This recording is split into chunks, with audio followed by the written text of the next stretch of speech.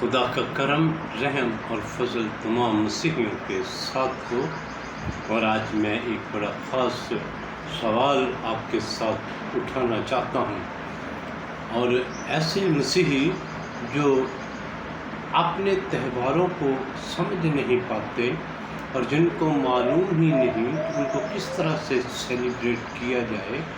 یا پھر ان کو کس طرح سے جو ہے وہ منایا جائے، تو میں نے عام یہ سوال رکھا مسیحیوں کے ساتھ کہ وہ کون سے 2 عیدیں ہیں جو آپ مسیحی سیلیبریٹ کرتے ہیں۔ عید کا مطلب تو خوشی ہے، اس کا مطلب یہ ہے کہ آپ وہ خوشیاں 2 خوشیاں جو آپ سیلیبریٹ کرتے ہیں آپ مجھے بتائیں۔ تو بہت سے لوگوں نے یہ سوال جواب مجھے جو دیا وہ یہی تھا کہ ایک جی وڈا دن ہے تو ایک جی عید قیامت المسیح، یعنی یسوع مسیح دے جی اٹھن دی عید ہے۔ بس یہ دو تہوار ہیں جو ہم مناتے ہیں۔ تو مجھے دکھ ہوا ان مسیحی علماء پر جنہوں نے آج تک یہ کلیئر نہیں کیا مسیحیوں کو کہ بھائی کرسمس جو ہے وہ یسوع مسیح کے پیدا ہونے کی خوشی کے لیے ہم منا رہے ہیں، لیکن اس کو کتاب مقدس میں عید نہیں لکھا گیا، عید نہیں کہا گیا، خوشی نہیں کہا گیا، بلکہ اس کے لیے یہ ہمارے مسیحیوں کے جو لاجک ہے، کرسچنلٹی کا لاجک، اس کے مطابق انہوں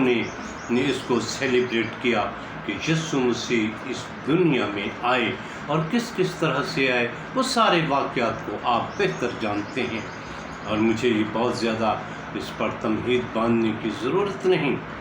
میں اپنے ٹاپک کی طرف آتا ہوں، اور یہ انفارمیشن اور یہ ضروری باتیں جو میں آپ کے ساتھ شیئر کرتا ہوں کہ کتاب مقدس میں 2 جگہ پر عید کو سیلیبریٹ کرنے کے لیے پورے طور سے ہمیں متنبع کیا گیا، ہمیں بتایا گیا، اور یہ جو 2 دن ہیں، یہ 2 خوشیاں جو ہیں یہ بڑی اہم ہیں۔ ایک جس کا ذکر مسیحی جانتے ہیں، مناتے ہیں اور خوب سیلیبریٹ کرتے ہیں، یعنی عید قیامت المسیح۔ اور میں اس کو اس طرح سے سیکھ رہا ہوں، قیامت کا معنی جی اٹھنا ہے۔ قیامت کا مطلب فنا فلا ہونا، تہو بالا ہونا، برباد ہو جانا، صفحہ ہستی سے مٹ جانا، اور تمام وہ جو مشکلات ہیں ان کا نام قیامت نہیں ہے، بلکہ قیامت کا معنی مسیحت میں جی اٹھنا ہے، اسی لیے اس کو قیامت المسیح کہا گیا ہے، اور اس کا مطلب ہے یسوع مسیح کا جی اٹھنا۔ اور دوسری عید جس کے لیے بڑے خوبصورت لفظ درج کیے گئے، وہ لکھا گیا عید پینتیکوست، یعنی عید پینتیکوست، یعنی اس کو جب ہم اکاؤنٹ کرتے ہیں تو یہ 2 جو خوشیاں ہیں، 2 جو سیلیبریشن ہیں، ان کے ساتھ لکھا گیا ہے۔ یہ جو تہوار منانے کے لیے کہا گیا، لکھا گیا، وہ 2 ہیں، یعنی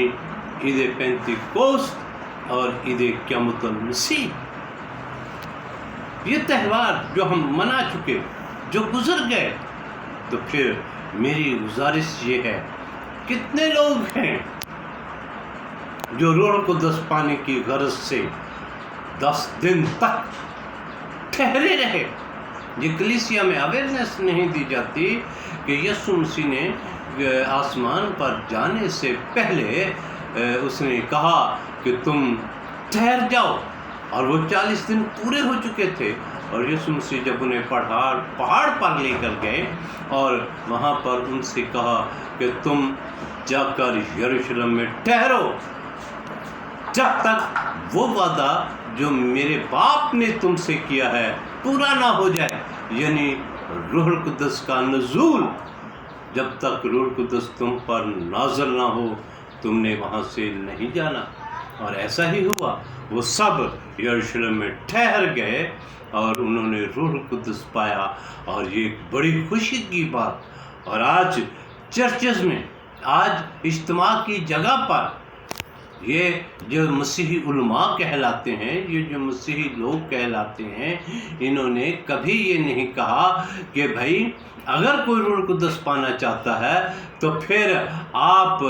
10 دن تک اسی طرح اسی نمونے کے ساتھ آپ بھی ٹھہریں، آپ کو روح القدس ٹچ کرے گا، آپ کو روح القدس مل جائے گا۔ بلکہ میں نے تو کلیسیائی طور پر اس بات کو اس طرح سے سیکھنے کی کوشش کی، اور جب میں نے دیکھا کہ لوگ بے راروی کی طرف ہیں، کہتے ہیں آؤ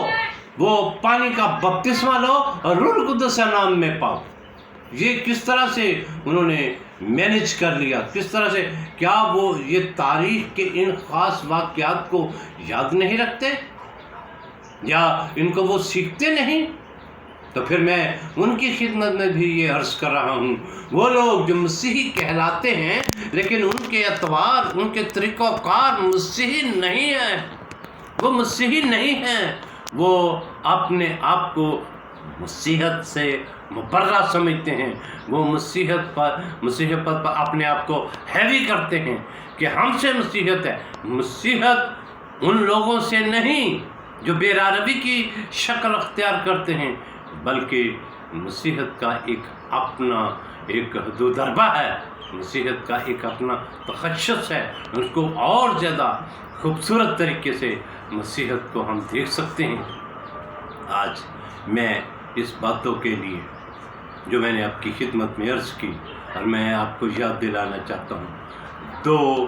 عیدیں ہیں، 2 خوشیاں ہیں،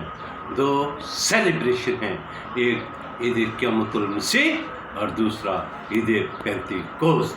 زندگی رہی تو پھر عرض کروں گا اور اس پر اور زیادہ سیکھنے کی کوشش کریں گے۔ خدا آپ کے ساتھ ہو۔